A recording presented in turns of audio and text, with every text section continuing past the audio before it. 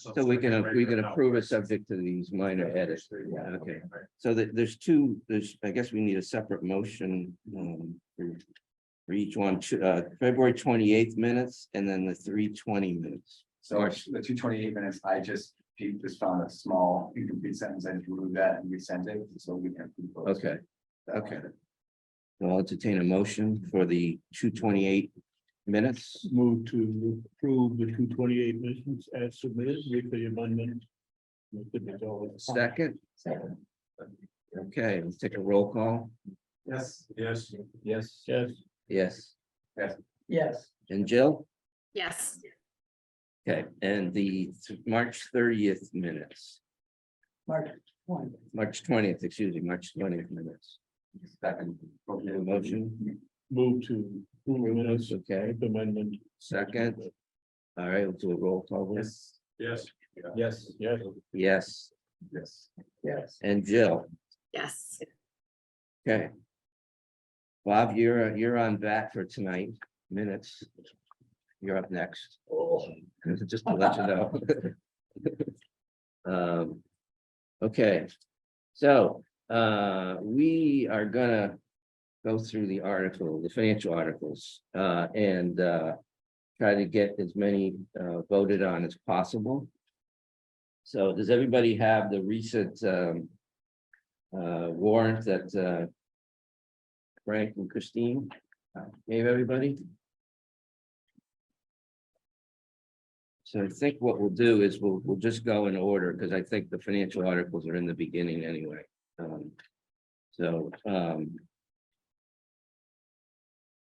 Actually, we'll go Article 1, 2, and 3, and then Articles 4 and 5 will hold a little bit until we get through the financial articles. Those are the police and collective bargaining and the civil service. And we'll cover those later in the agenda. So why don't we start with Article 1? And I assume we have to approve these individually, or can we do them in groups? No, I can give you the one. Can we do in groups? Maybe? Okay, why don't we do in groups then? So why don't we do Article 1, which is annual town reports? I assume they're ready or will be ready by 2019 and 2020 are at the printer. 21 and 22 are still under review, but we'll, by town meeting. everything we have will be posted online before town meeting, so people can review the reports that have been submitted. They just won't be printed. And Article 2 is, I missed, what was that again? 2019 and 2020 are at the printer. Okay. We're anticipating having those back in bound versions. 21 and 22 are still under review, but all of the reports that have been submitted to us will be available online. Under review by who? What's There are the- two reports that still need to be finished. Hasn't just hasn't been edited. We have all the reports except for two. They're missing two. They're not waiting for them to be reviewed. Well, yes, because I haven't finished reviewing these. I haven't. Yes. this is her night job over the next 2 weeks, sounds like. Okay, so Article 2 is, any other questions on the town reports? Article 2 is the elected officer compensation. It's basically the select board, the clerk, the third member, and the town clerk, as well as assessors. Article 3 is the personnel administration plan.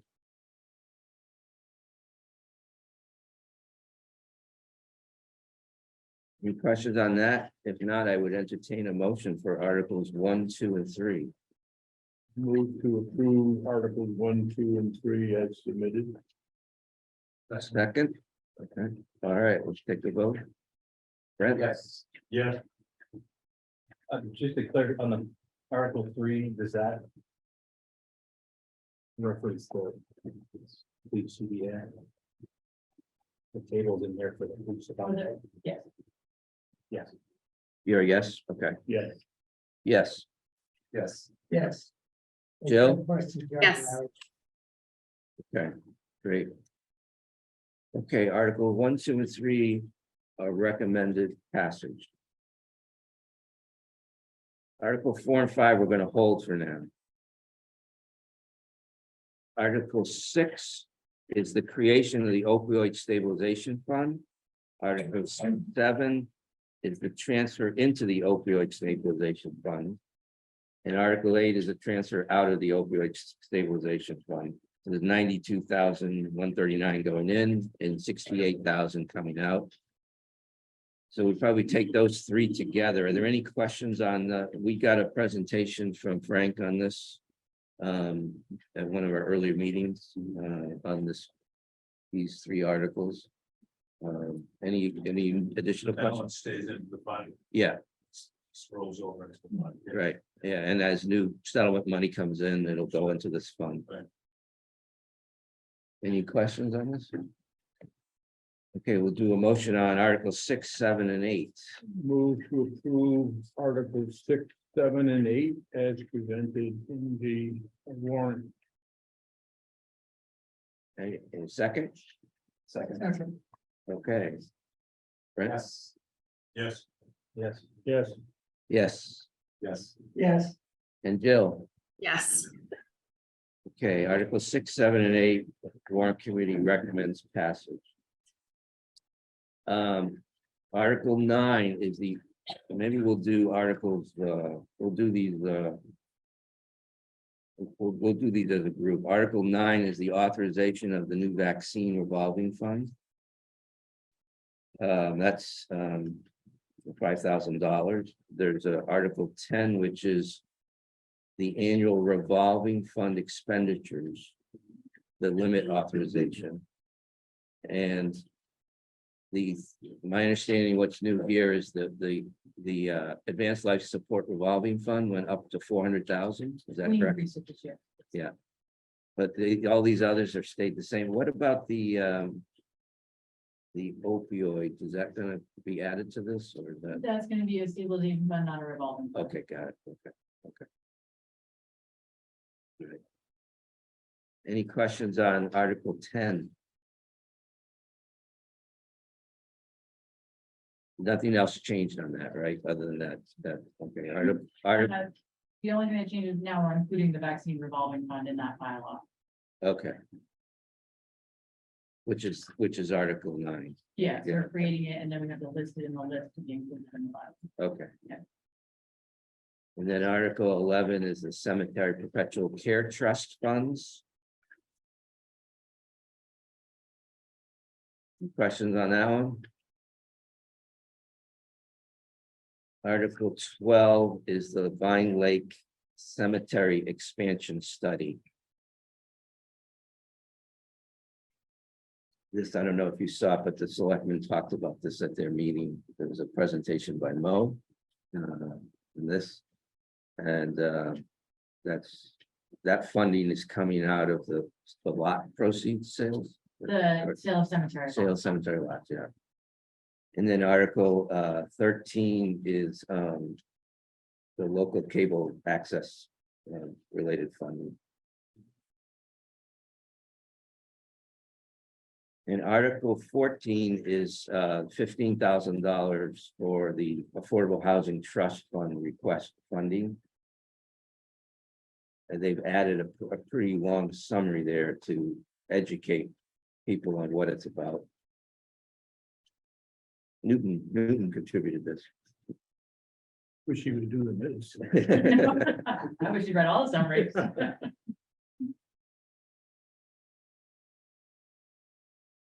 Any questions on Articles 9, 10, 11, 12, 13, or 14? No?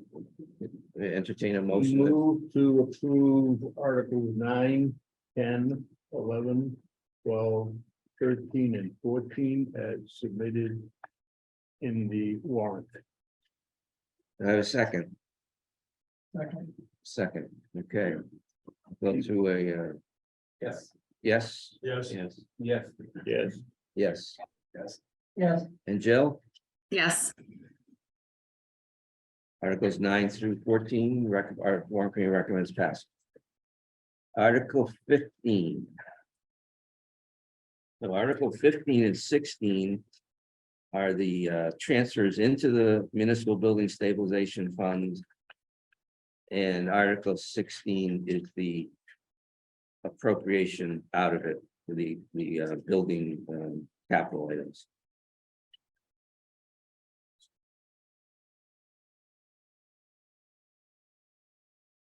So the Article 15 is essentially that $1 million escalated at 2.5% each year. That goes in off the tax levy every year. The selectmen approved that 2.5%, and then 16 is the list of individual items. We got a presentation. Remember, we went through this at one of our meetings, and we Sharon took us through and Frank took us through all of the details on these. So, any questions on 15 and 16? On 15. Yeah. Should we put the dollar in there? It doesn't need to be printed in the article, it'll be in the motion. Okay. So the motion on the floor will have the We'll have the yeah, million we're plus. exactly, we're going through all the old municipal buildings and stabilization fund articles that have been expended but have leftover balances to order. We'll have all of those ready to go in. Yeah. I Okay, anticipate that will make it into the warrant for Thursday morning. okay, any other questions on Articles 15 and 16? Entertain a motion, Move to approve Article 15 and 16 as presented in the law. second, Second, okay, yes. Yes. Yes. yes, Yes. Yes. and Jill, Yes. okay. The capital stabilization fund is Article 17 and 18. Article 17 is a transfer of $850,000 into the capital stabilization fund from free cash. And Article 18 is the detailed listing of all the capital items. Again, we did have presentation on this. So it shouldn't be a surprise. There were no changes to these articles since you talked to us, right? So Move to approve Articles 17 and 18 as submitted in the warrant. okay, second, Second. okay, Brent, Yes. Yes. Yes. yes, Yes. Yes. and Jill. Yes. All right, the Warrant Committee unanimously recommends passage of Articles 17 and 18. Okay. Article 19. We haven't talked about this one, but this is the construction of the garage at the center of Medfield. Now, if you remember, we did get an email to the Warrant Committee email address from Abby Marble, asking us to look at this question of is there an ability to park these vans that they want the garage for at the DPW garage? So does everybody remember that? I think I sent it around, so I don't know. Christine, if you want to comment on that. Yeah, I think it'd be helpful if I can give you some history and some context of how we got here. Yeah. So the Council on Aging began discussing a new garage with the Board of Selectmen back in 2012. It was then tabled and came back in front of the Select Board. Sorry, I'm still struggling with that muscle memory. In 2018, Council on Aging came back to the Select Board. The Select Board advised them to meet with the Permanent Planning and Building Committee to discuss the feasibility of putting a garage on the site. At that point, Council on Aging hired a site engineer and an architect to provide some initial renderings, and I have copies of those if anybody wants to see them. Some initial renderings of what the garage would look like. They had some cost estimates prepared that were anywhere between $175,000 and $300,000 for the construction of this 3-bay, 2-story garage. While that was going on, in the meantime, we did cleaned out an area down at the Medfield at the transfer station, and the buses were parked under cover there. It was determined that that was not convenient, and the Council on Aging took them back up to the Council on Aging site. We then put the garage back on the capital plan and discussed how that would, we'd be able to afford putting the garage up there once it was determined it was feasible. There was some discussion of some private fundraising, some discussion of whether or not the Friends of Medfield Seniors would be able to fund that.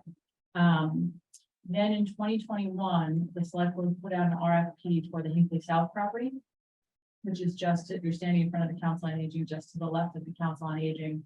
And the bid for that land, the price that came in was $450,000, and that was for 20 units. We had some initial concerns from the neighborhood that the development, that the town was proposing with the private developer, that it was too close to the neighborhood that was out there, the Copperwood neighborhood. So we started looking at the potential for us to shift that development closer to the Council on Aging.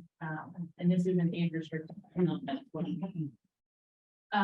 Once we did that, we realized we would need to work with the Council on Aging Board, who, if you recall, back in 2016 was given care, custody, and control of both the property and the building.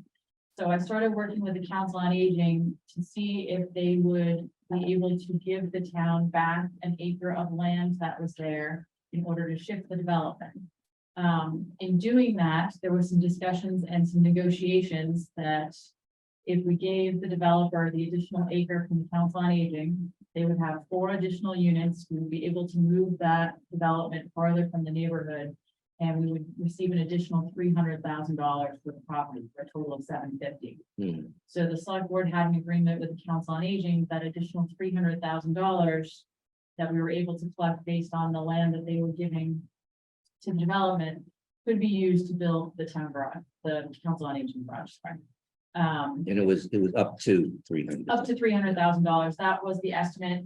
We had an agreement with the Council on Aging Board, and I don't know if Bob Heald is on tonight. He can speak to it as well. Up to $300,000. There was some concern by the Council on Aging that the cost between the design, the permitting, and the construction would be over $300,000. And if that was the case, then it would be the Medfield Friends of Seniors that would cover any overage of the $300,000, but that was the highest amount the town and the select board had committed to them to do that project. So I don't want to speak, I have members of the select board here, but we're in full support of moving forward on this article based on the Council on Aging's helpfulness in getting us to be able to make that project move forward. Like Brad, to be to the left, looking at the council, to the left. Correct. And no problem with the neighborhood behind it. Haven't heard any, we haven't gone through permitting for construction yet. But it will be the Hinkley South neighborhood. Mr. Borelli, who is the developer, is fully aware that the garage is going to be there. And he was actually had some conversations with Roberta about where it could be sited that would be helpful for both Disney development and for council. And if we exceed the 300,000, is the money there to supplement it? I believe the Friends of Medfield Seniors would have to come up with anything over $300,000, but they do have a significant amount of money available. Is this the highest priority of the council on aging? What other needs do they? I think Bob Heald would like to speak. Do you want to promote him? Okay.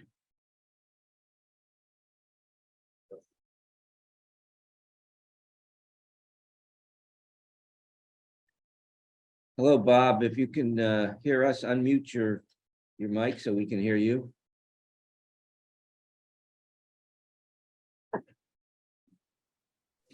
Got it. Hi, Can you hear Bob. Yeah, we can hear you. Thank you. Thank you.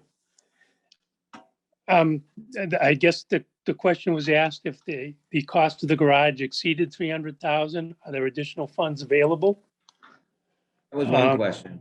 Yeah. Okay, the answer to that question is the Friends of Medfield Seniors, and I'm speaking as the president of that organization, has funds available if in fact the total cost is over 3. Obviously, there is a cap on that, but we don't have, firm prices just yet. But the basic answer is yes, there are additional funds available. And there was another question Jeremy had. You want to ask your question? Yeah, I just was interested to learn a little bit more about the priorities and needs of the council on aging and how this proposed garage fits in with that. Our our immediate needs are to take care of these buses. We are currently have a couple of grants that we've applied for to replace two of them. So we want to be able to adequately protect those. At some point in time, we do feel that the building needs to be, the size of the building needs to be increased. But at this point in time, yes, this is our priority. We'd like to take care of these buses. It's also going to provide additional storage space, which we are sadly lacking at this point in time. And it also, will give us a place if in fact we're having a cookout or something and it rains, we can kind of move it in there type of thing. So if that answers your question. Helps, thank you. So there is, Bob, there is storage at the Council on Aging on the second floor. I'm not sure who designs the ladder to get to that second floor. It is not accessible to, it's very difficult to get up there, never mind to bring something down. The proposed garage design has a very easy walk up staircase to get up to the second floor so that the seniors, those working at the Council on Aging have much more accessible access to storage. And where do you store the voting equipment currently? Currently, we store it multitude of places, but a significant amount of it is at the Council on Aging. So this would be beneficial Be a good place for to, us as yeah. well, yes. And we do have a number of items that we store that we don't necessarily need to have access to at the town hall, that we could probably store in the Council on Aging's not so great accessible storage. And maybe, we have a lease for a local business in town that we rent space from for our storage. So I think we could probably try and get rid of that lease and utilize what we have at the Council on Aging.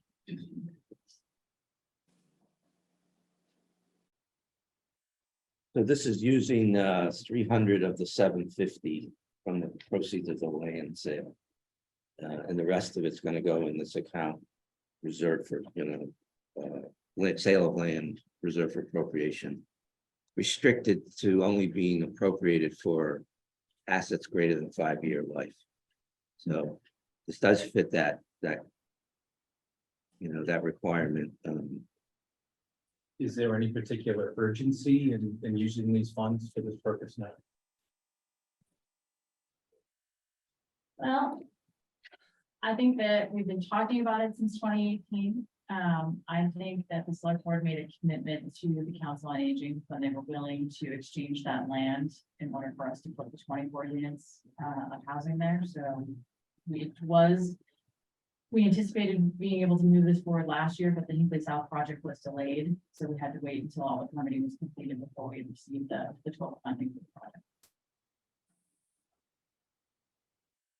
Yeah, I know from my initial year on the Warrant Committee, and I did address this Council on Aging, and one of the issues that was raised 5 years ago was the need for the garage. So I think that's been on there. Yeah, I mean, I've heard the request for the garage. I'm just not sure I've heard the need presented such that it was a top priority, in my opinion.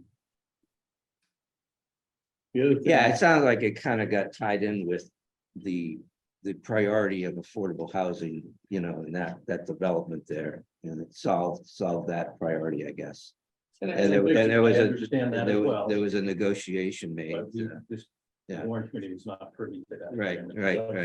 No, I agree. I understand. We were planning the garage before the sale of the property even came up. So this, we didn't decide to do the garage because we could get some money for the land. We were already trying to do the garage. And the Friends were raising money for projects at the center. Yeah, I mean, we don't need to vote on this tonight. We could always defer it till next week, or till our next meeting, but Gus, do you want to add anything to the Yeah, just- discussion? on this? To the point that Jeremy brought up, I can attest that Roberta has been talking about this for more than 5 years with me. When I was on the Warrant Committee, Deborah Kelsey, the librarian, told me the story about how she was up on the roof checking the HVAC systems. And it struck me that it wasn't really appropriate for the librarian to have to maintain the library's HVAC system on the roof. And at some point in time, one of the recommendations of the Warrant Committee at the time was get a facilities manager. We did, and now librarians don't have to do that. At the COA, Roberta was telling me about how she's, or the drivers of the bus in the wintertime would have to basically climb up to get, with a broom or something to get the snow off the roof of the bus. Hmm. So there's a piece of this that is, do we really want the COA director to be responsible for making sure buses can be used in the middle of the winter time because they're outside and the snowstorm comes on? That was sort of the equivalent to me. I think it's fair to say the selectmen did represent to the COA that if you will give us this land, which you don't have to give us, so that we can at least try to partially accommodate the neighbors in the Copperwood neighborhood who were upset about the proximity of the development, that they kind of agreed to the land with the understanding that they could get that. I understand that doesn't bind you, but in terms of what was this conversation and what were the expectations, I can assure you, I would feel really bad if we basically snookered the COA out of an acre of land to accommodate one thing, and then basically said, sorry, I would never enter into that kind of negotiation with the others now. Hey, Bob, yeah, no, that's helpful. Bob, how much money is in your revolving fund? In the COA's revolving fund, or The respite care revolving funds can only be spent for the respite. Where's this money he's talking about? They would cover This is a any, private group. This is the Friends. oh, of it's a Medfield private, Seniors. okay, Friends of Seniors, Fossey. okay. It's just me, just so, if it came in at 400,000 instead of 300, is it enough to cover that? And what would happen if, it came in at 375, but this extra money is only worth 50? What happens to the other, who pays for the other 25? The project wouldn't move forward. Yeah, move it. yeah, All right, Yeah. okay. we would not go forward with the whole thing if in fact we didn't have the money that we needed. To do the project. We don't know exactly how much it's going to cost yet. Well, why don't we just maybe put a pin in this one and we can come back to it, on the 25th. Sounds like maybe people want to think about this some more and maybe, maybe do a little more due diligence on it. I mean, unless people are ready to vote now. I We mean, have plans about some preliminary plans if anybody wants to. yeah. Do you feel comfortable voting now or? If we go tonight, I'll probably go down. Okay. How about other people? Would it change the time? I'm not sure. What would be the I question? don't have a whole lot of information to go on other than the history that I'm aware of and the article before it. I Yeah, haven't, yeah. Been involved with this recently. So that's what I'm going on. Okay, It's, I'd like to be convinced that this is a priority to spend nearly $500,000 on.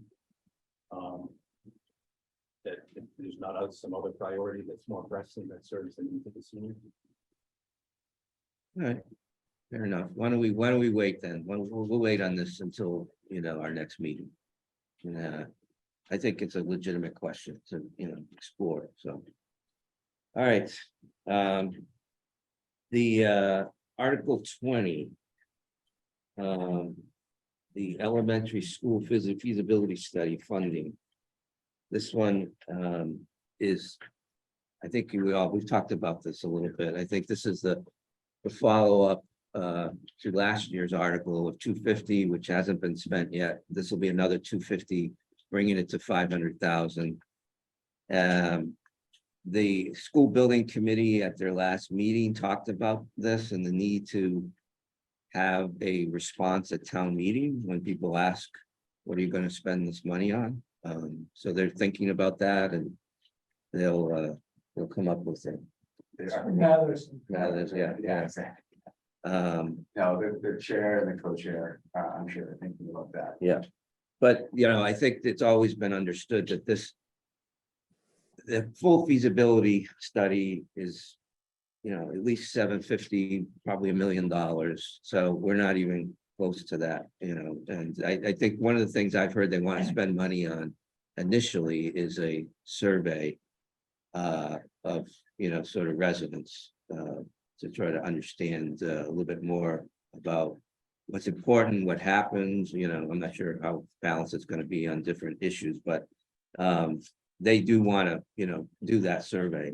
It's not certainly, I can't imagine it being a lot of money to Well, do. there would be a third-party consultant. Yeah. And the scope of work for that consultant is not yet. Yeah. So it'd be community outreach to kind of initially see what the pulse of the town was. Yeah. Maybe get some specific data to why the article, I mean, the last did not pass at town meeting. Yeah. Kind of get some more concrete data on why.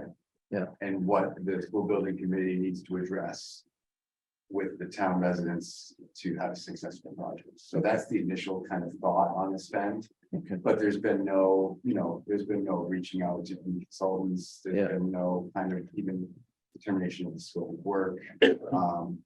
There was a subcommittee formed, a communications committee formed.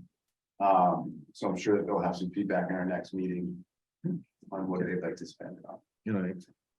Aren't there certain costs that we won't have to incur again that were incurred in the first feasibility? So Yes. I think we spent maybe, $1 billion, was it, on the first feasibility? So theoretically, it should come in under that. Theoretically, there are some things that we can This use. thing We might use be last added time. on. Yeah, some stuff is a little bit outdated, but there's some, physical.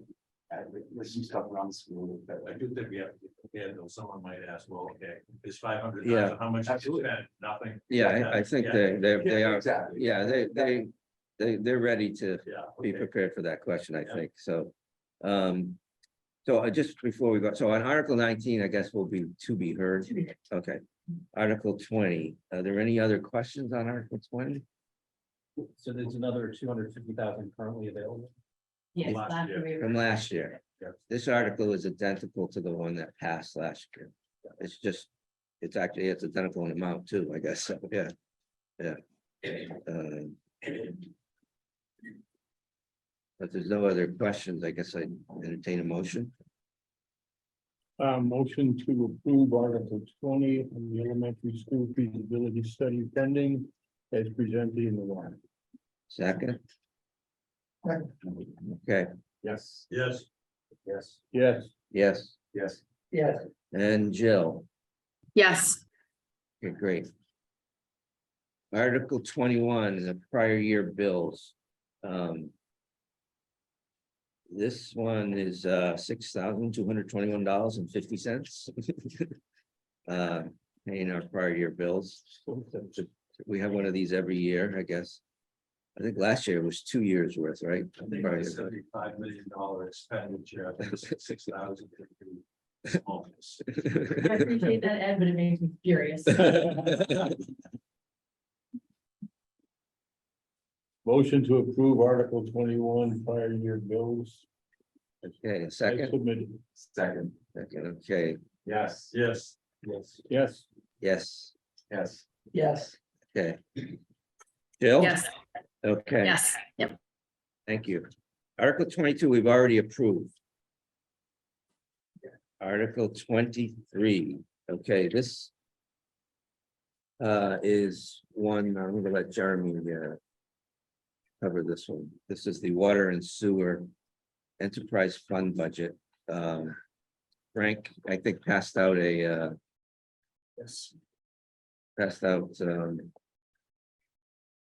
the No, details. Yeah, those same amounts are also reflected in there. And Jeremy, answer your question. Yeah, so the detail you provided tonight, I like to folks fill in some of the information on how the indirects are calculated. There's still, even behind some of the numbers you see here tonight, there's more information that goes behind it, like the specific positions and percentages of salary that go in. But Thank you. Yeah, we're happy to provide more information. We just didn't want to throw a bunch of stuff out there. Yeah. No, I just think it's important because this ends up being revenue to the general fund side and it's the cost borne by the water and sewer ratepayers, so. You know, having a good accounting for that cost and why I think it's a fairly good size revenue that comes into the. Yeah. The towns, you know, upwards of $2 million plus Right. into the general fund, so. Proper accounting is important. Those are the indirect costs, right? As I understand it, That's the right. two into the water indirect and the sewer indirect. Yeah. Okay. Add them together, it's Yeah, that's a lot. over $2 million Yeah. in revenue that comes into the general fund, that's offsets general fund. Expenditure. Yeah, yeah. So for example, an employee who works in the water department, 100% of their salary is covered by the enterprise fund. There's a small portion of my salary that's covered by the enterprise fund, Frank's, Georgia. Yeah. And treasurer, so everybody who touches that, there's a percentage of that to them. Is enterprise. Yeah, and the point is, we've been consistent on how those allocations have been done every year. This is consistent. It's, you know, Yeah, how we they're can give you the done. list of everybody who's included in that. Yeah, yeah, And we talked, in a prior meeting, we talked about the general operations of the water and sewer division. Yeah. But at that time, the water and sewer, the Board of Water and Sewer hadn't voted on the budget. that was right. So I guess that's my question, has this. Well, we have a member in the back. Can you confirm that? Voted, then we voted again, just to make sure. we voted. I might have known that question. was coming. Again, that affects how they set water and sewer rates. So Yeah. Very important that they have a voice in it. And if they've approved, I approve. Okay, so I'll entertain a motion then to recommend Article 23. So moved. Second? Second. Okay, Yes. Yes. Yes. Yes. yes, Yes. Yes. and Jill, Yes. okay, great. Article 24 is just some housekeeping to rescind the unused portion of the water treatment plant borrowing, the bond. They only ended up borrowing 11.5 million and the authorization was for 12 million, so there's 500,000 of bond authorization that they want to clean up so that if rate agencies ever come in, they know we have, you know, the right amount of, you know, bond authorization outstanding, so that's what this is. Any questions on Article 24? Did you want to know the rate we borrowed that? 1.456. What was the rate again? 1.456, I think. Yeah. I think you should get that framed, that particular bond, you should put in a frame and put it in your office because Excited about that. you probably won't ever see that again. I don't know in my lifetime. Okay, any questions on this?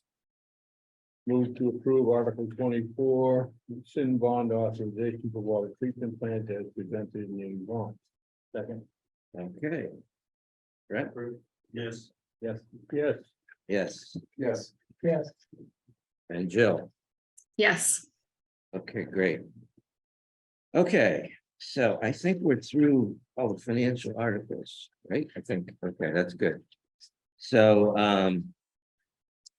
why don't we go to, I apologize, we're running late here, but why don't we go to the collective bargaining and the civil service discussion, and then those are articles 5 and 4 and 5, excuse me, 4 and 5. And I will turn it over to Christine and Gus, I think, and I think our chief is here too, right? Hello. Come on up front here. One down. Water is fine. And Sergeant, is it? Yes. Great, you could come on up too. Sergeant Daniels here. Good evening. Hi, good evening. Thanks, Mayor. So we just have a couple of slides. After the three of us could talk for hours about civil service and the 18-month negotiated contract. So we thought we had just a few slides with just some highlights so that we made sure we didn't miss anything. So we have a lot more to say than is up here. So if it starts to get too much, just let us know. It's also one of the things we found. You can go to the next slide, right? One of the things we found is that we talk about civil service a lot, and we know what civil service is, but in talking to even some of our employees on the town side weren't exactly clear what civil service was, so I think just a little brief overview of what it is would be helpful.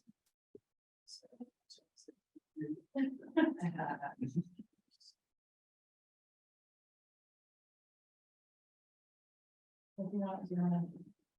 Sure. So while we're getting kind of the technical things worked out, I suppose I bring an interesting perspective, to civil service, as the town's engagement in this system doesn't actually affect me personally.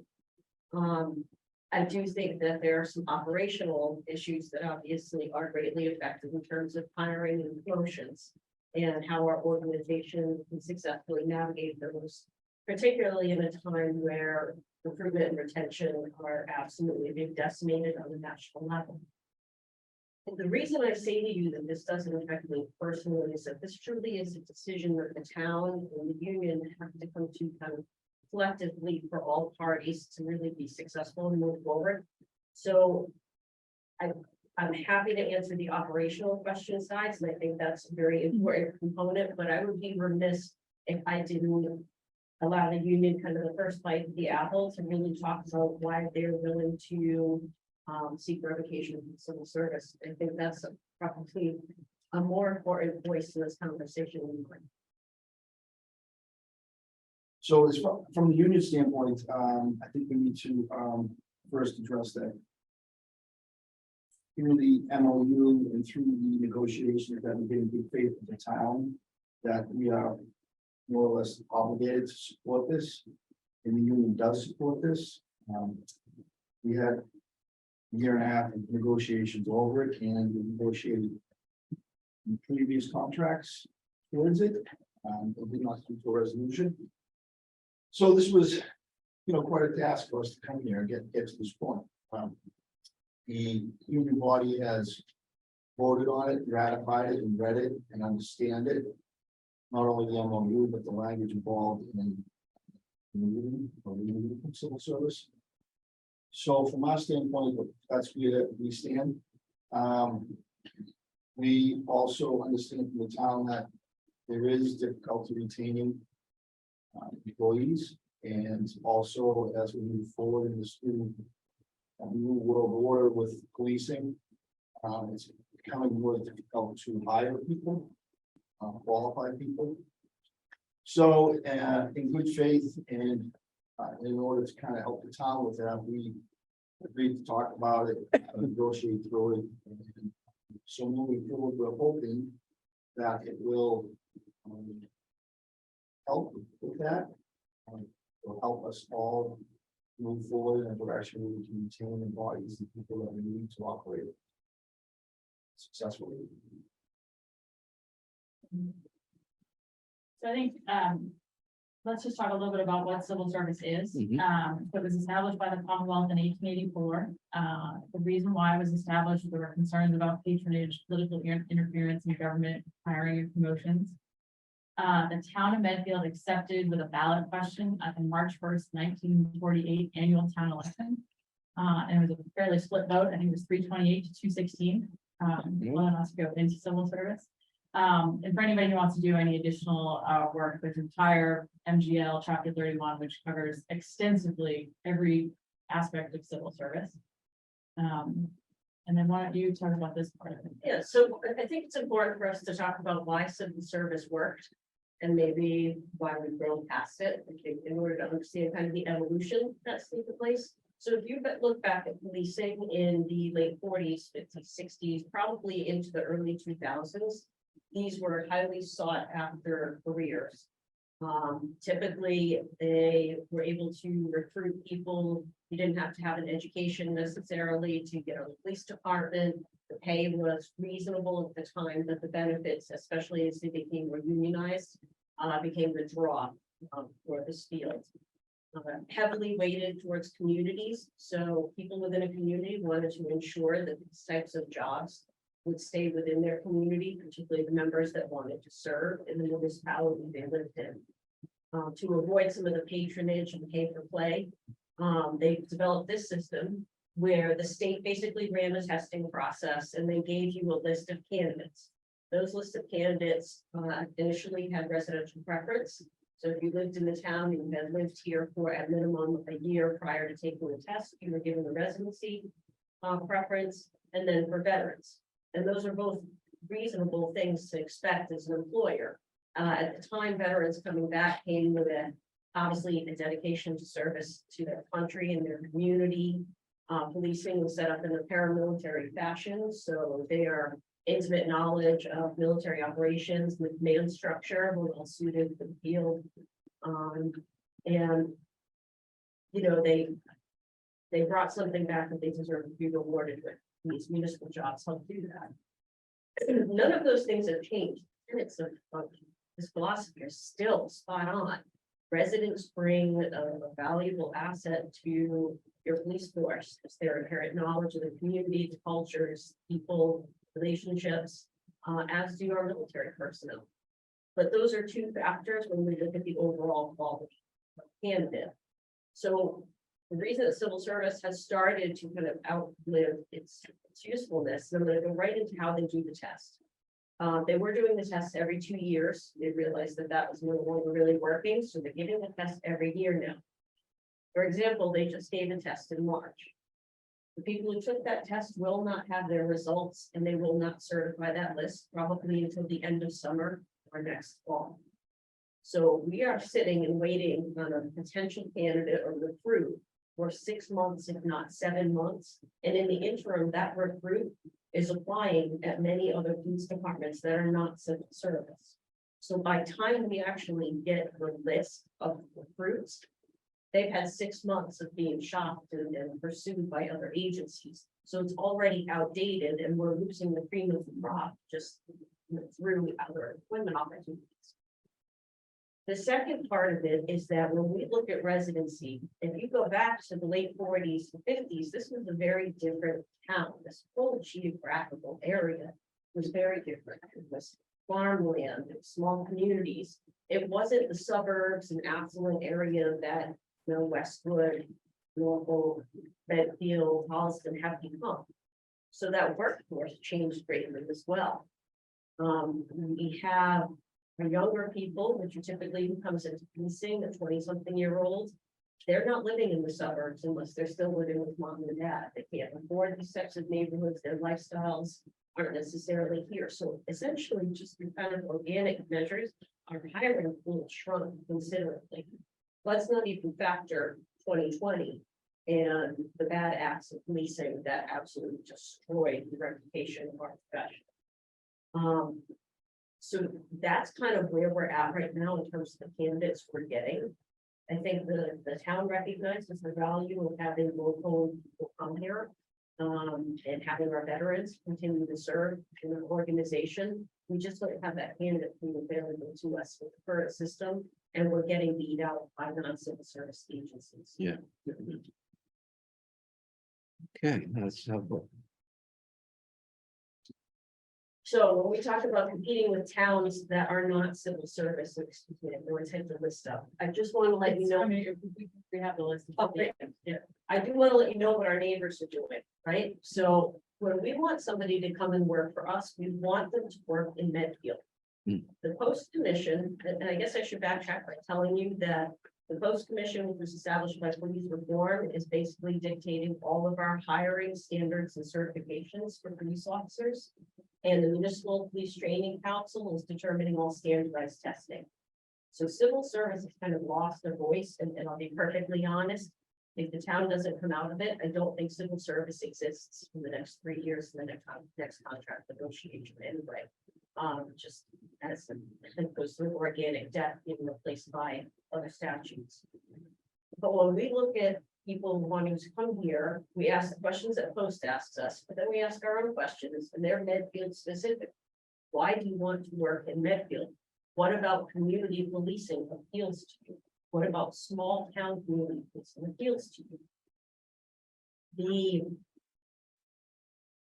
The area right now is inundated with non-civil service agencies. So when we have a candidate that's really looking at the locality of our police department, Mhm. we're competing against Walpole, which we've already lost from, Sir Needham, which we've lost two, Millis, we've lost one, Franklin, we've lost one.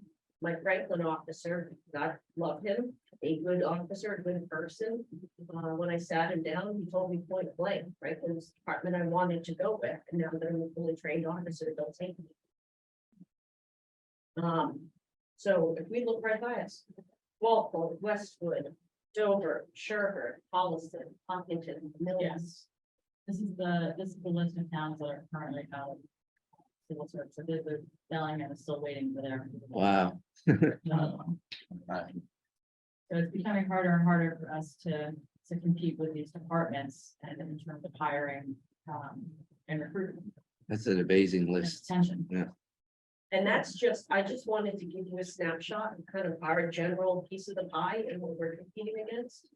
I think that the towns that border Boston on the southern edge are holding on to civil service because Boston is. This is the first time in 15 years that Boston has had to seek lateral transfers from other agencies because they can no longer get enough candidates for civil service to keep on the road.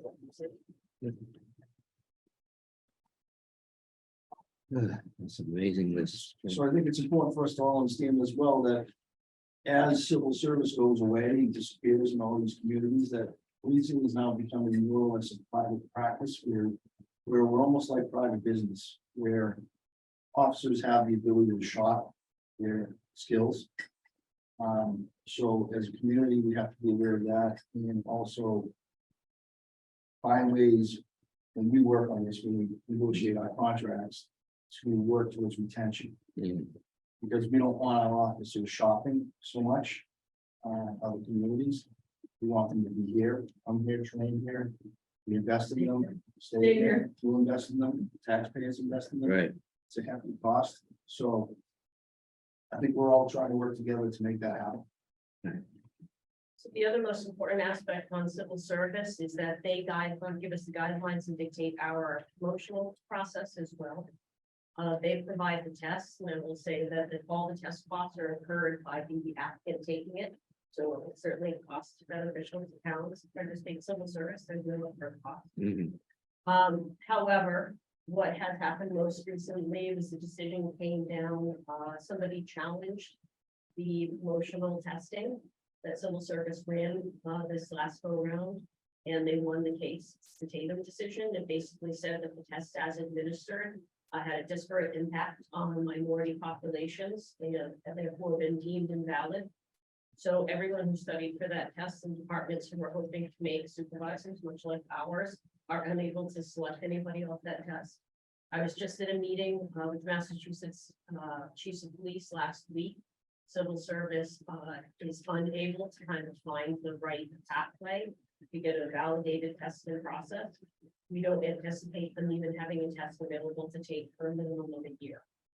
So an organization like ours, which is small and relies heavily on its first line leadership, has no leadership ability right now to process that's currently given. And more importantly, those are opportunities to our candidates. So when Sergeant Burgess talks about retention, part of retention is having career growth and advancement opportunities. We can't even give those opportunities to our employees. Civil service just is unable to kind of figure out what their next step is.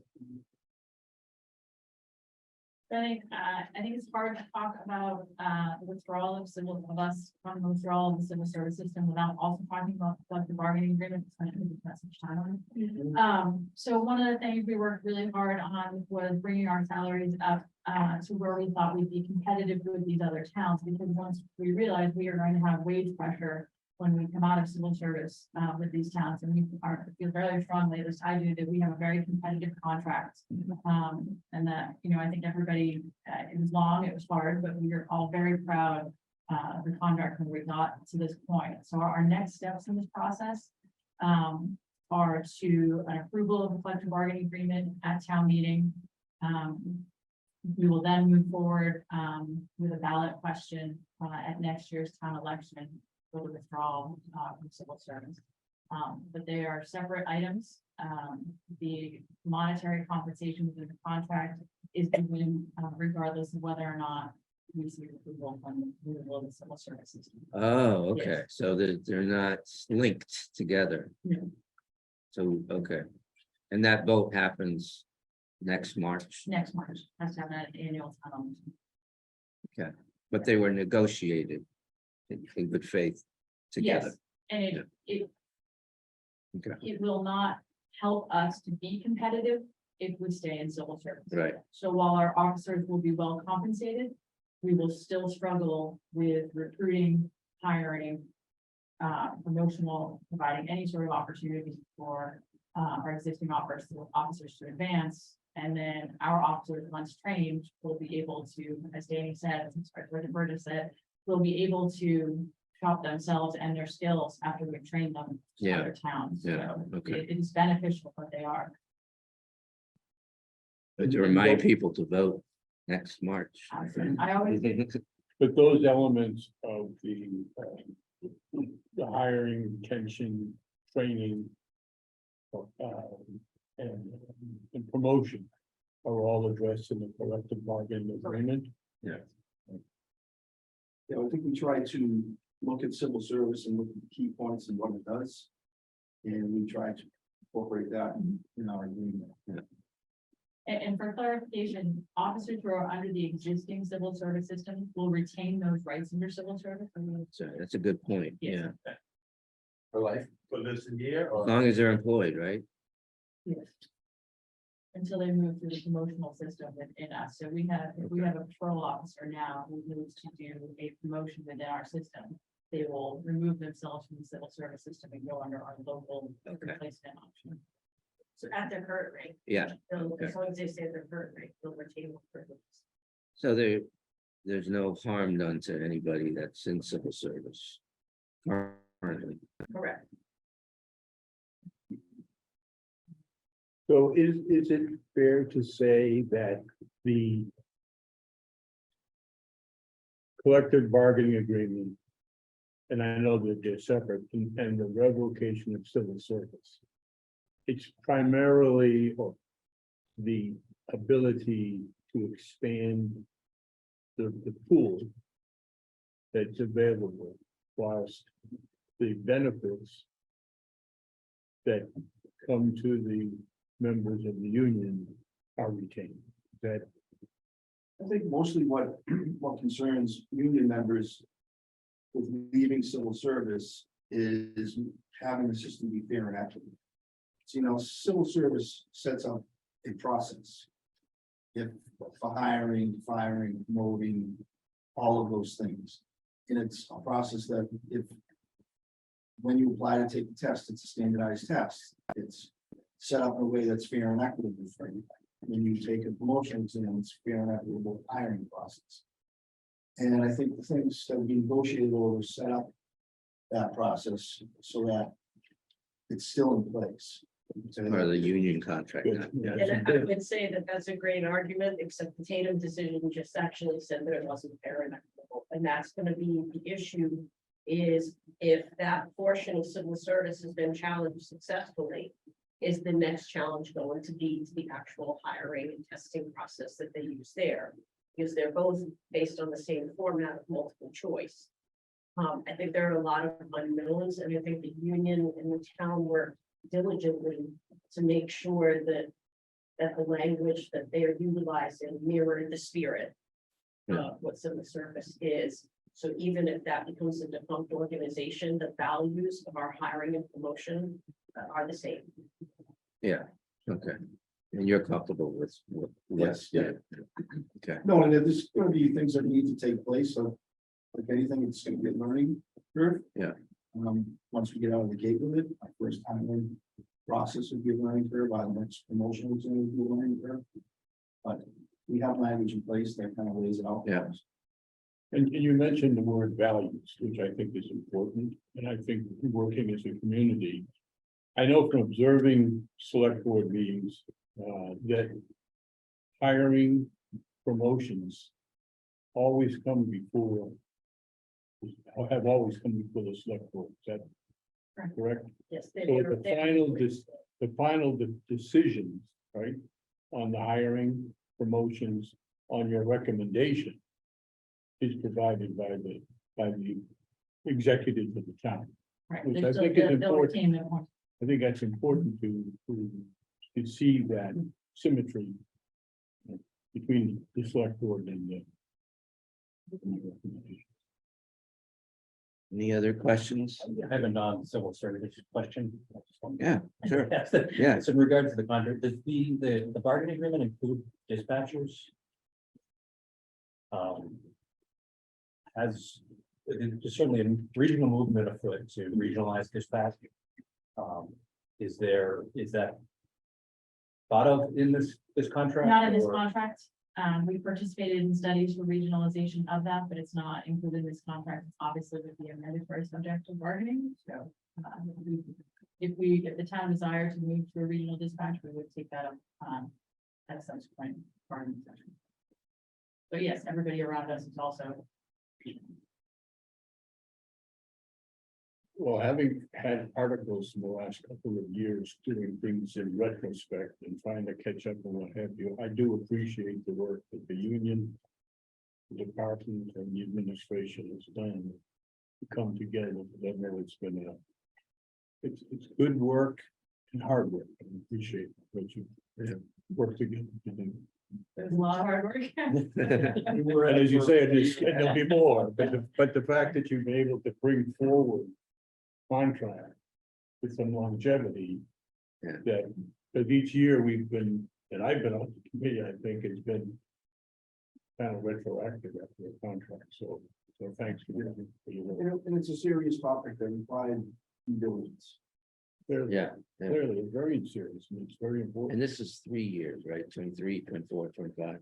Yes, so there is, the first year of the contract will be retroactive. Yeah, okay. And then Okay. 2 years and 3.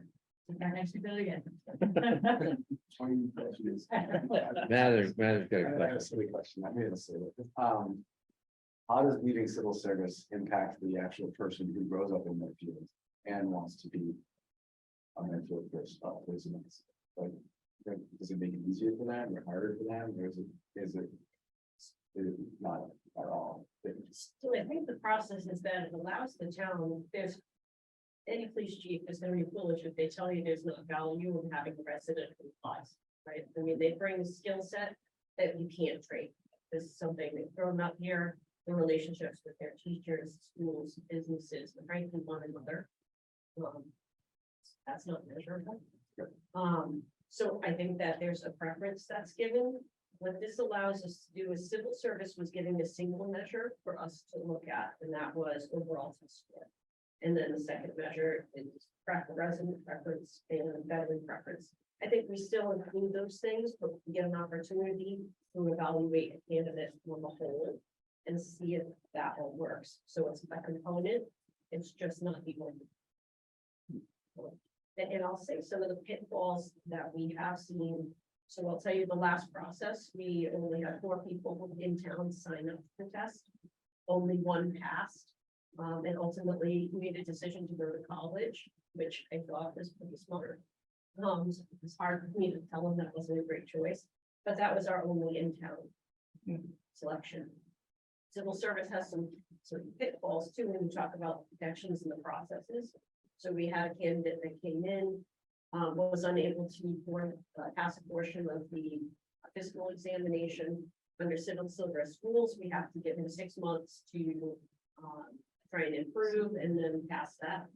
However, in that 6 months time, I'm prohibited from bypassing him and going to another candidate.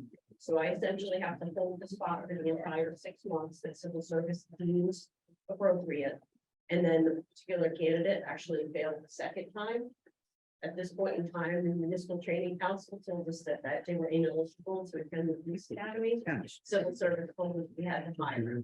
And their advice was, hire him and fire him at the same board of selectmen.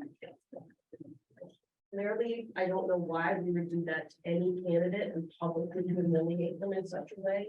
And he has a very fault because he withdrew his application, but that was 6 months in time that I couldn't even process a second candidate while we made it. So it's a little backward sometimes. So this MOU, this is public document that's. Yes, it's on the It's on the website. website, okay. Okay, Well, I think one of your comment there is, when people are looking for local management. This is an opportunity to do that without negative on characteristics. But it's a local item. I think that's Yeah. important.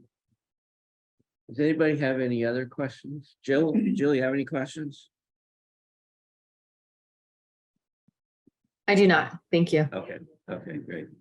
No, this is great. Well, if there's no other questions, I mean, I guess I'd entertain a motion to, for Article 4 and 5. Move to approve, recommend passage of Article 4, collective bargaining agreement delete. And Article 5, revocation of civil service as presented in the warrant. Do we have a second? Okay, great. Yes. Yes. Yes. Yes, Yes. Yes. and Jill, Yes. great. Thank you again. very much for all your hard work and getting to this point. Be It was safe. really well appreciated. Thank you. Yeah.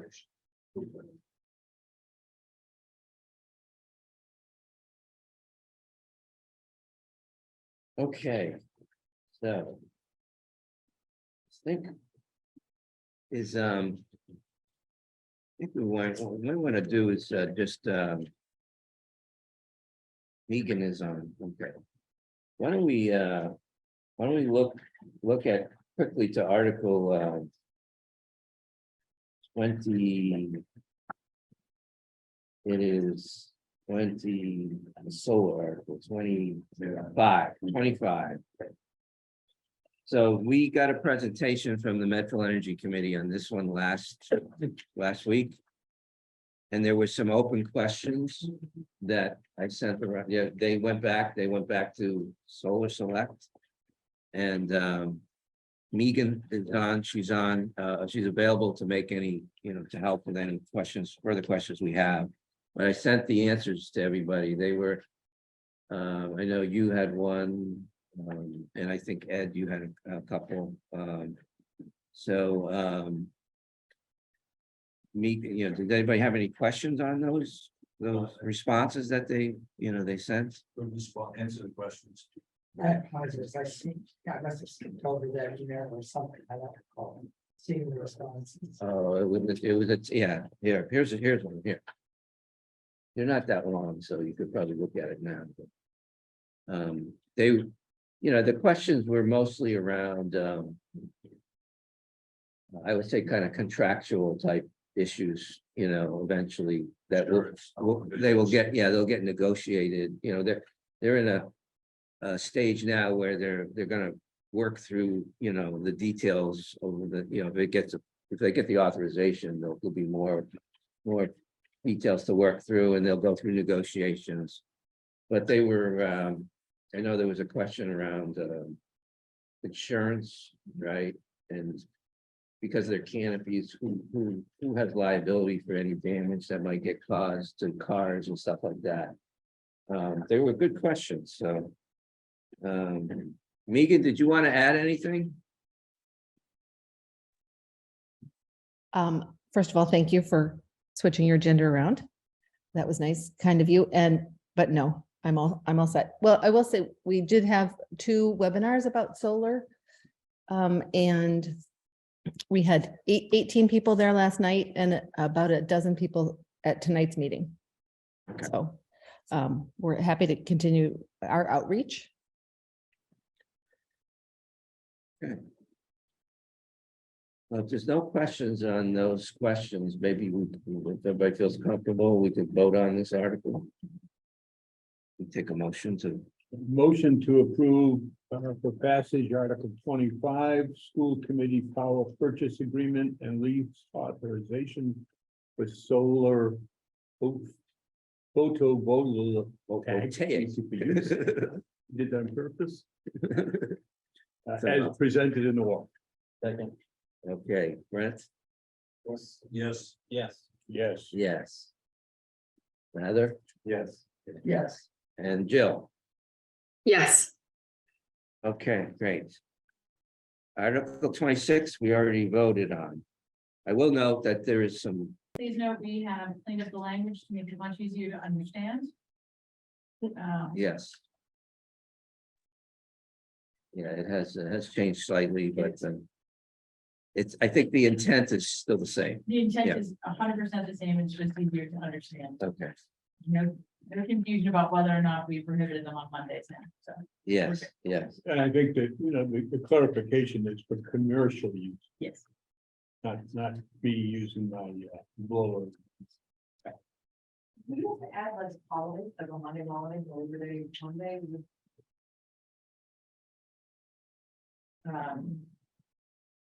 That is for the. I mean, I think holidays make sense, It's the only common people who can sign up for it. We can go on the book.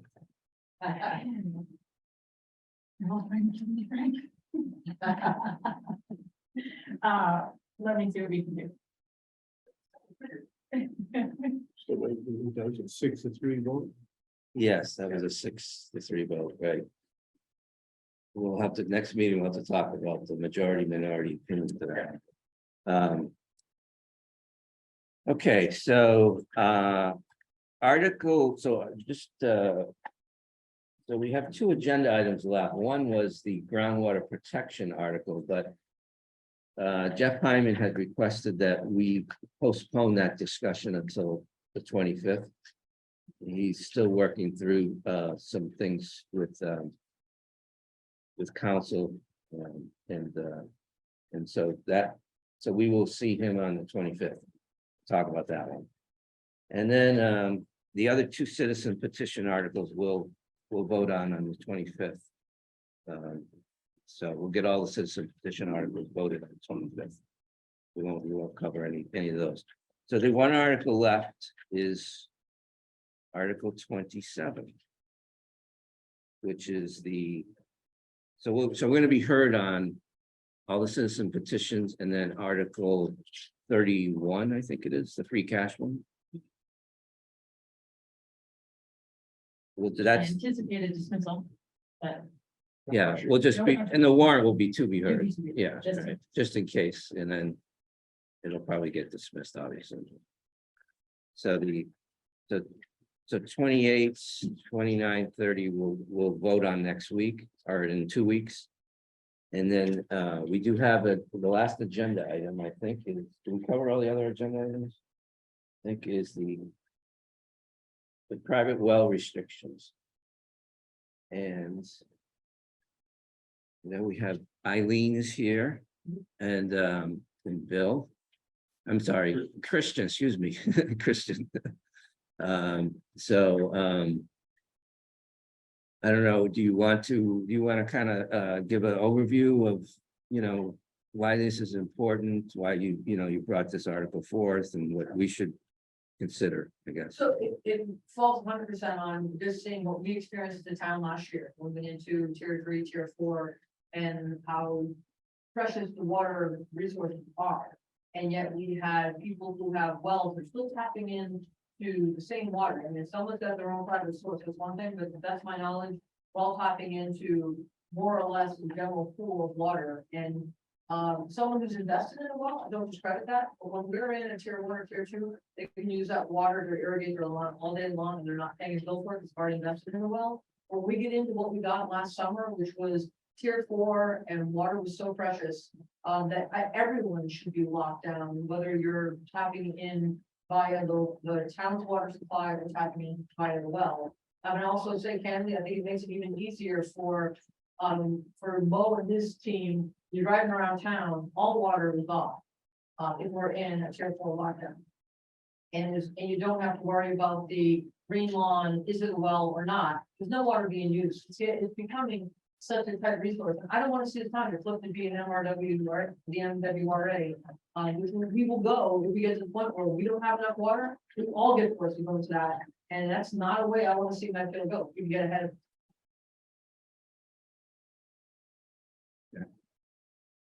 All right. And, I mean, I invited Christian tonight because I thought it was important to hear from, from them to understand a different perspective, I guess, just to, I mean, I have some questions. I know other people probably have questions, but that was helpful for me to hear, the background on why you think this needs to be addressed now. But my question was, my understanding is about 170 like private wells, according to the Board of Health listing. They issue permits to construct wells. And there's about 170 of them on their list. Maybe there's more that they don't have, I don't know, but so, that's a pretty sizable group. And I'm just curious, was there any public hearing or public meeting or some forum to talk about this and reach out to people who would be affected by it? I think there was a lot of discussion last summer with people in this town being concerned that when we saw just how low the water for even the surrounding rivers, that water's dropping, and yet there are people that are just using it because it's not costing them any, and it's not impacting. Could be impacting, but it's not. There's no unless they drain from that so much that they dry out their own section. Last summer, there was a lot of discussion. We even heard it at the select board meetings that people were getting frustrated that there were lawns that were green, there were people using water, when we as a town, as a community, were trying to conserve water. And as I said earlier, I'm not picking on anybody. People who have invested in wells, I appreciate that investment, whether it's $8,000, $10,000, $15,000. That investment comes back to them when you are allowed to draw water. They can water their lawn 24/7 if they so choose. I don't think there's anyone in Medfield who's paying a water bill who choose to do their water their lawns 24/7. I mean, sprinkling liquid gold on it after a couple hours, after a couple of days. Okay. So I appreciate your question, Steve, about whether public warrant. I mean, I understand that last summer people were looking around, seeing brown lawns and green lawns, and there was a dialogue. But I was just curious if there was an attempt to reach out to people who would be affected by this, and get their perspective. That's all. I mean, yeah. Okay. Are any of these wells, does everyone who has a well have access to town water? I mean, is there anybody who has a well because they don't have access to water? So you can do your own wall, then you have the water coming in for showers for your water usage, and then you have your external. So the intent of this would strictly be for irrigation. We're not saying people can't use water within their four walls, but it's just the same rules that we have as citizens, that I only have one water meter in my house. So whether I am running my washer and dryer or I'm running my sprinkler, that water rate is the same. One could argue that why am I paying the same rate for water that's going from the lawn, but it's getting absorbed right into the ground. There's no filtration to it. But the way Medfield is, it's just have one water, basically one water meter. So if it's two, I think we change the dynamics of how people use water. But we don't. Go ahead, Ed. My lawn, I don't think it'll ever come back, but, and I saw, green lawns in my neighborhood, I don't know if they have a well or not, but I just, if a person buys a house knowing that they have a well, they have this benefit of having a well, or if they spend the money to have a well, then I think, although you'd love to say you have to abide by the same rules as everybody else, I don't think it is right to just tell them they no longer have the right for something they invested in. And just, it's like the government is going to tell you what to do. You've had an investment, in the house or a well, and now your rights are being taken away. And it's frustrating, I agree with you. And they shouldn't be, and they shouldn't be doing that. But as I understand it, not all of the wells are impacting the aquifer that the general water is coming from. There's some wells out there that are just have their own source of water. So it's not infringing upon the water supply of the town. Now, Yeah. I think that's what I've been told, but it just. Well, actually, it's fact. I mean, on that point, I did do some research. I went down to the Board of Health and I got their list of the 170 wells. And you have the addresses, so I overlaid the addresses with the zone 2 DEP approved Okay, map, that where the aquifer protection district is. yeah, And like 47% of them are outside of that aquifer so protection district. you've got, yeah, see, you got almost half of the 170. Yeah, That are not impacting the water at all. right. So, tell those people that you can't do it. I think that's a big ask, Right. big push. And I think we're gonna get lawsuits. I think we're gonna get lawsuits. Lawsuits, and then you look at, what is that percent, 170, how many water bills did we send out? What percentage of the total? Is that? 3,900 residential meters. 3,900, so, and half of this, so, what's 80 on 3,900? Pretty small percentage, less than that, right? Yeah. Yeah, see, it's the tail wagging the dog to a Right. large extent. And that's why I get some reservations with this, and I do, it frustrates me as much as it frustrates you. But I still think we have the right to impose that on me. Somebody can tell me for certain, that the water they're tapping into is not impacting the rest of the community. Somebody can prove that, that's great, and that's your little supply, because you happen to buy a house over that. But I don't believe that to be the case, the water that is pooling from a larger supply that is giving the access, so and that's where I'm sensitive to. When it's dry, it's dry, and if we end up getting WRA, I hope you remember this meeting, where we don't have enough and we're now paying astronomical bills. That's just not the way we want this to go. I mean, one of my primitive understanding of how this sort of zone 2, the DEP approved zone 2 works is that, back in I think the late 90s or early 2000s, they did a hydrological study to come up with, they had hydrologists do it. They come up with this zone. And the definition is that if you have a public well located anywhere in that zone, and we have 3 of them, right? We have 2 along the Charles and 1 down in the southeast corner of the town. That if those wells pump continuously for 6 months without any precipitation, that's the area that they would draw from. Okay, so if you have a private well that's not within that area, if you have a private well that's not within that area, but what due diligence have we done to say to that private well owner, you're drawing from, I mean, it's a tough argument to make.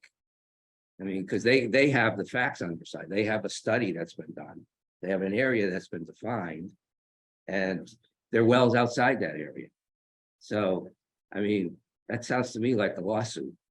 I mean, I don't know. I'm not a lawyer, but that sounds like they have some rights that, they could claim that the town.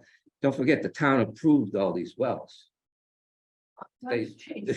We get that, Yeah. when resources start to dry up, you have to start changing the rules. You Yeah. can't just say, well, we agreed something in 1948 or 60. Yeah. And look, I'm just concerned that we're rushing into this without studying it and really understanding all the implications.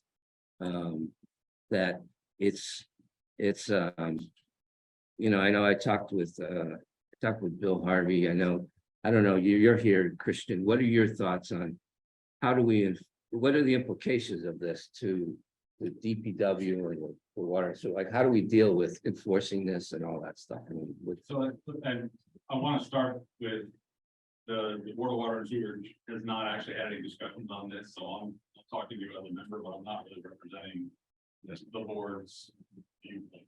we haven't sort of arrived at a viewpoint or debated one. But from my perspective here, I mean, first of all, I got frustrated by selling green lots too. I'm in the meetings and people know I'm on the board, they're coming at me when I'm at my kid's concert or. What's going on? But to be honest with you, I can't even give you a sense of whether half of the people who had green lawns actually are on town water and just didn't care if they got a $200 one, or 3/4 of them, or all of them on wells. I have no sense even how many of them are on private wells. I don't know if anyone actually checked or did the math on that. And I think the math is the big question. You talk about 120 wells compared to, closing in on 4,000 customers. Even if all 120 of those people are using a lot of water, relative to the volume of water that the town is pumping and is permitted to pump on an annual basis, I don't know that you're moving the needle. And I haven't done the math, but I think somebody has to do the math before you start going down the road of we're going to start imposing new restrictions on people. And I don't even know how to sort of evaluate the sort of the legal implications of lawsuits. It certainly seems to me that there are enough lawyers in this town that if there's the path to wrong to be. I'm not seeing a plan. That's not to say a good plaintiff's lawyer couldn't invent.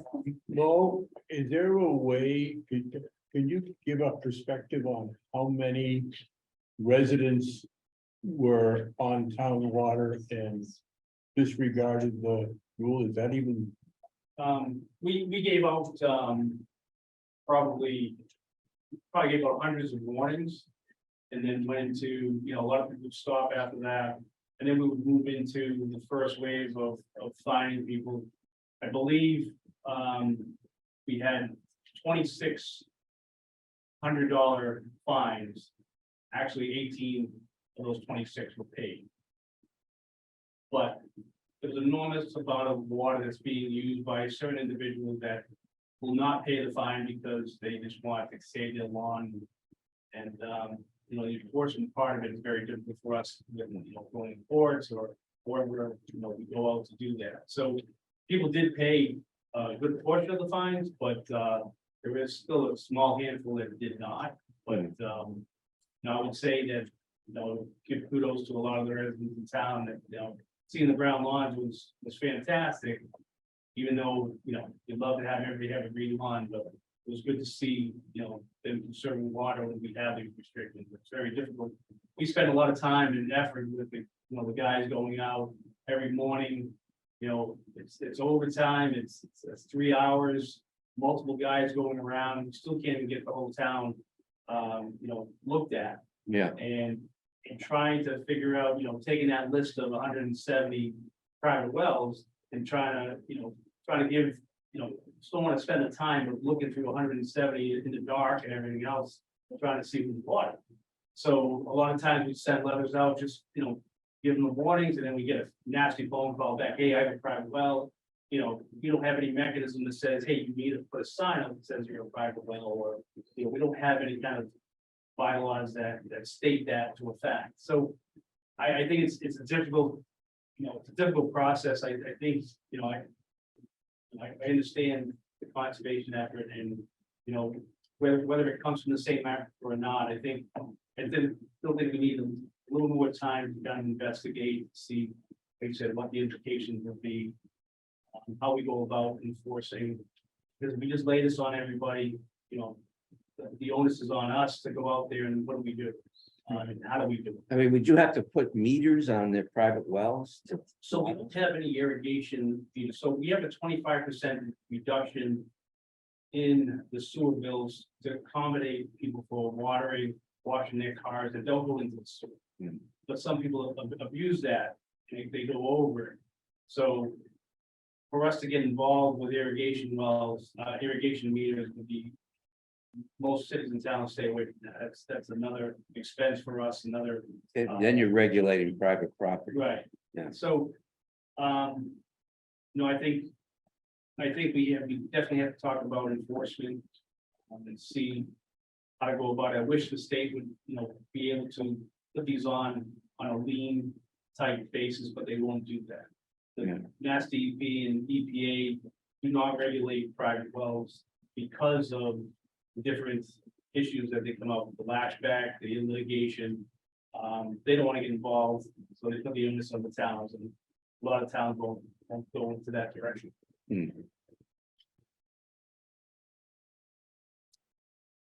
All right, any other questions that people have of either Bill or Eileen or Mo? We probably won't vote on this tonight, but we'll vote on it at our next meeting. So we'll probably be to be heard on this. I mean, it's a tough issue. It's a tough issue. That's, I mean, I appreciate you raising it as a concern that, you know, Well, conserving water is important. I agree with that. and I, Across the states, this isn't Yeah. just a Medfield issue. I mean, last summer, you saw postings on the MassGov website, you saw all sorts of articles, so it's again, it's, we tend to be a town that wants to get ahead of some of these problems. And that is literally why I started talking about this last fall. And heard more and more feedback from, you know, the frustration of. You know, I think, well, you and I have had this conversation about, you know, if no one's allowed to do it, this whole driving around town, comes lots of, you don't have to worry about. My little sign of consequences, like private water, no one's doing it, everyone's respecting the water site. When we have the lesser restrictions, then there are no restrictions for people that have wells, they can do it as much as they want in lots of them. Yeah. And that's when spending $8,000 or $10,000 becomes significant, because my yard isn't that big on Medfield Street, and probably 6 years back, I ran my irrigation system. I didn't know there was any discount by that. And I went from a standard bill of maybe $160 in water to $1,350, I think was my water bill, because I had my irrigation system running. Yeah. So those who are not on well, and we have the ability to run, it's at an expense, right? Whereas those those people that have invested in well, and the water is not restricted, they can run all they want, and that's great, that's awesome.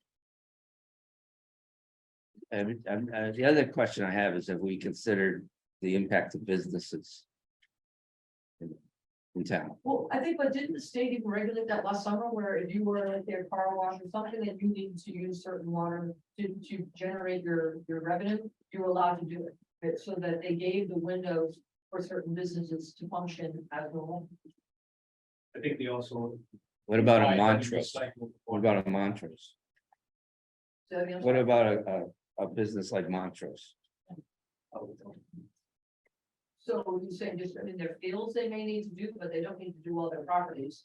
I don't. Well, their field, Are they using wells to use for irrigation, or are they using town wells? Yeah, and it's a combination of both, but then we did have a discussion with them that they would be subject to our garbage. Because I thought that was part of the discussion. So somebody like, potentially somebody like the Browns of Trinity, if they were to do well, we get the same restrictions. We have. Yeah.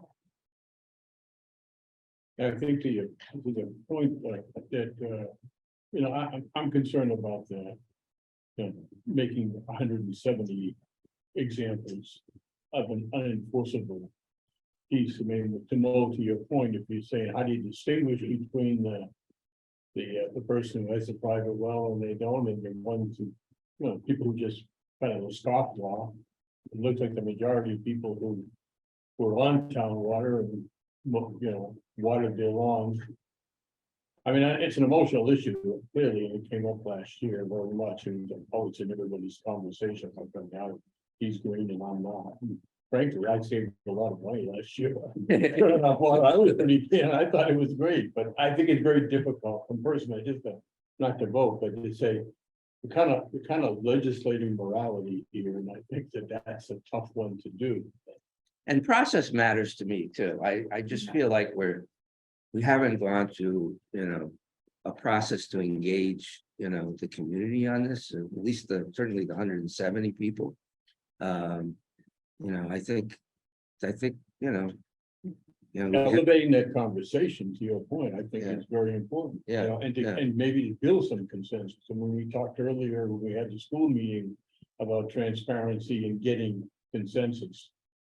I think this is one that, you know, 1 year for 170 wells, probably it might be time well spent. I was not get opposed if that's what I heard you say tonight, is it's not a no, it's let's take. No, I think it's great to bring it forward. Yeah. You know, If to it's- bring the issue, and I think it is an issue, and I think Yeah. it's a big issue that comes to the town, and you, as a select board member, you probably hear it every day. In addition to what Christian here said, that Chris, you had a question? I'm just curious, Steve, but I heard lists that you got from Board of Health. Is there any indication on your list of whether they're actually used or not? Like, for example, we have a well in our property. Then I'll answer it quickly. There is no, and There is I mean, it's a list that's been maintained. A lot of wells are like. You can tell there's like a lot on Causeway Street, like up on the far, and not down by the river there, but up on the far end. There's a lot on Granite. You know, I mean, they're all over town, but there's some indication of whether they're irrigation or not, but I think a lot of them. Some of these could be very old wells too, Yeah. so and whether they're in use, I have no idea. It's the only list that I found. As far as we have one, it's very old, we don't use it, but we're probably on that list. What's your address? 7th First Street. I'm just curious whether. I don't see it on here. Maybe you didn't get a permit.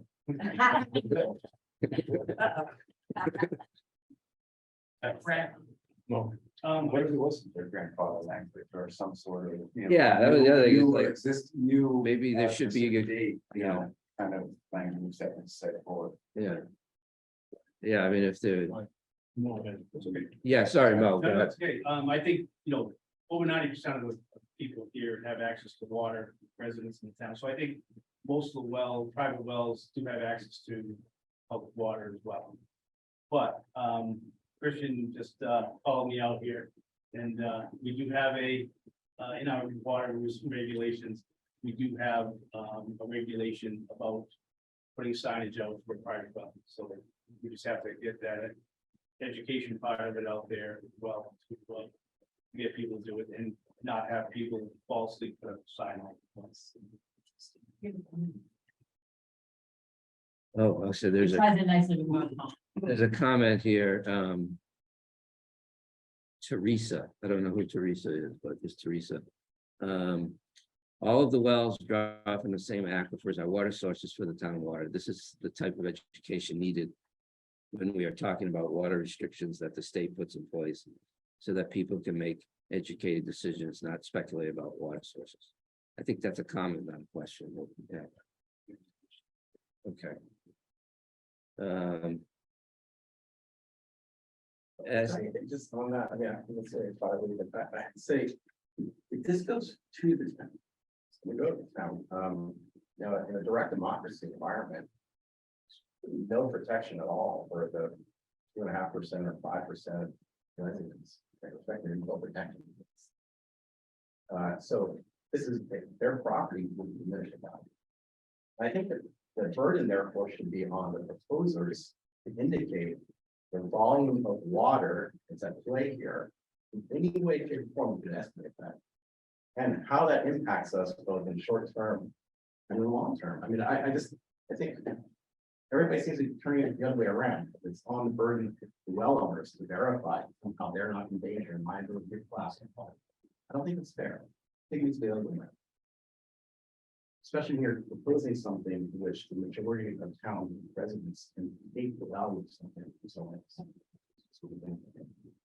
unless in the next week, hydrologist or if somebody can do a back envelope estimate, what it's going to do to the flow of water over a station when all 120 wells are on and pumping water in July at 3 o'clock in the afternoon.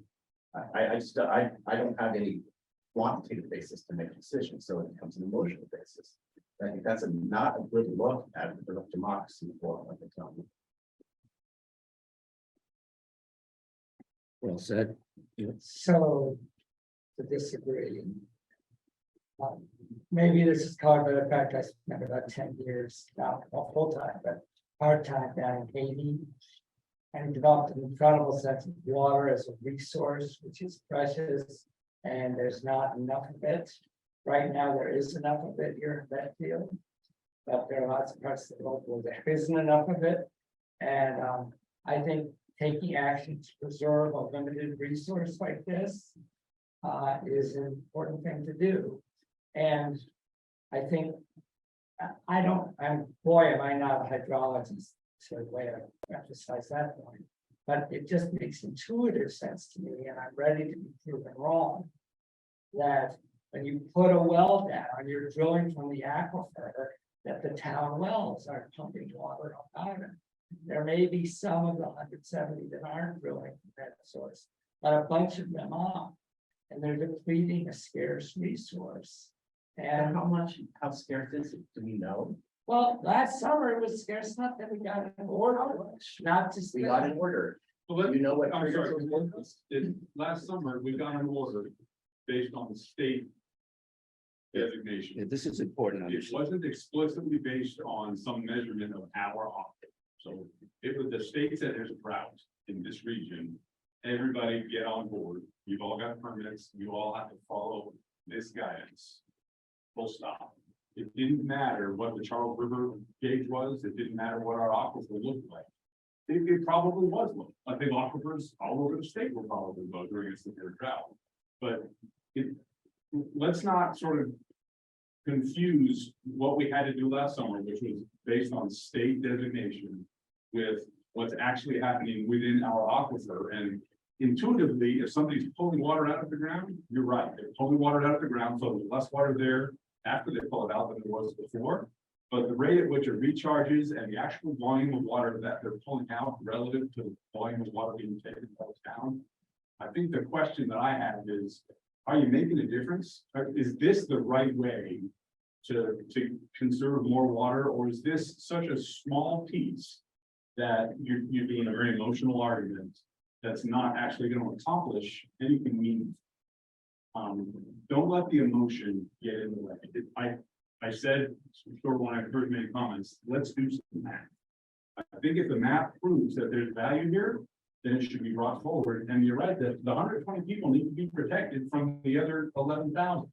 But if it's going to make a difference, then a conversation needs to be had. But I think somebody's got to do some math and show that it's going to make a difference. Yeah.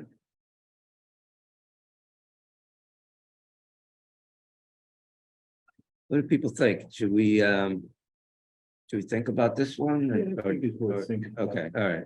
So we'll vote on this next meeting then. Appreciate everybody coming and talk about this. Yeah, yeah. Dialogue. That was good. It's good. And thank you, Christian, for coming. All right, so the last agenda item is you guys, right? At Town Finance. Do you have any updates for us, or?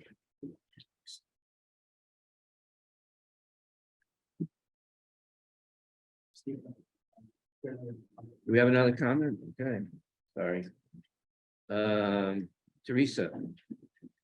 To identify, she's Teresa Prego, 41 Pleasant Street, and co-contributor to the Groundwater Protection Committee. So we're going to see her next week, or on the 25th, with a degree. She has a degree in groundwater hydrology. We can discuss this as part of the groundwater discussion on the 25th. Good. We'll look forward to hearing from Teresa. Thank you. All right. And so, do you have any updates for us? Did we get you everything you need to print the warrant? We have everything. We're waiting for a few under review. That should be here tomorrow. Other than that, we're good to go to print. You have everything from you. You have the final budget worksheet. Okay. You can write final on it. We will send it to you electronically. That is the final one. Circle to zero. Circle to zero. Congratulations. I am.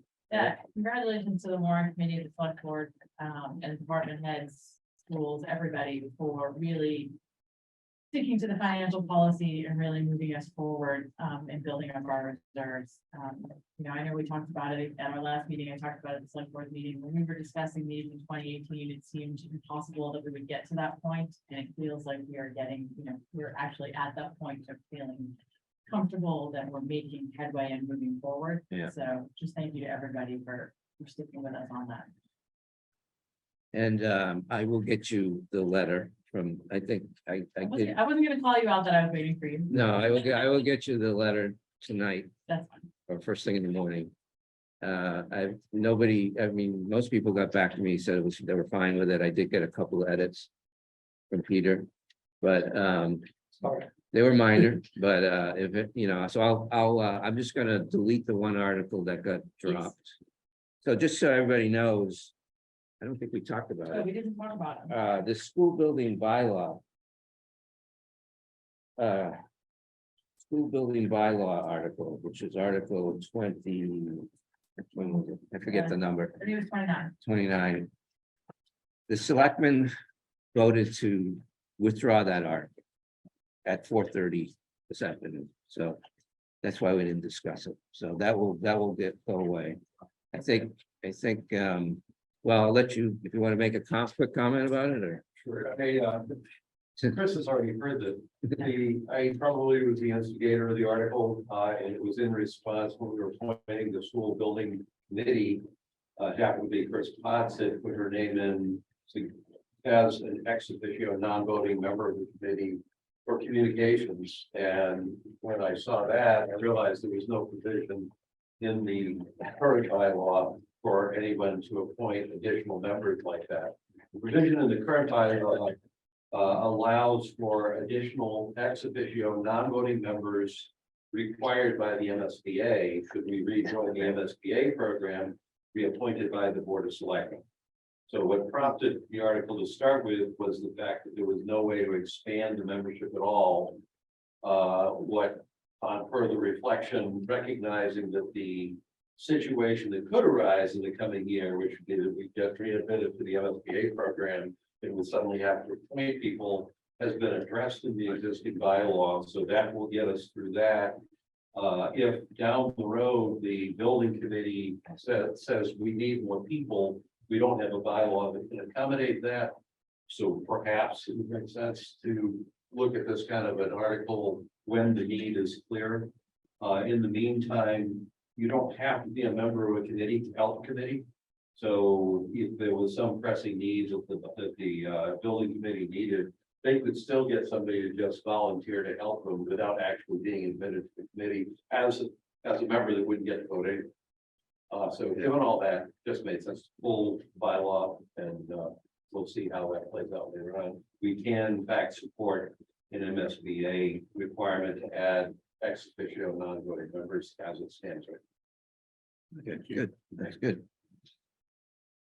All right, is there anything that you want to update us on? No, we've done that since our last one. Okay.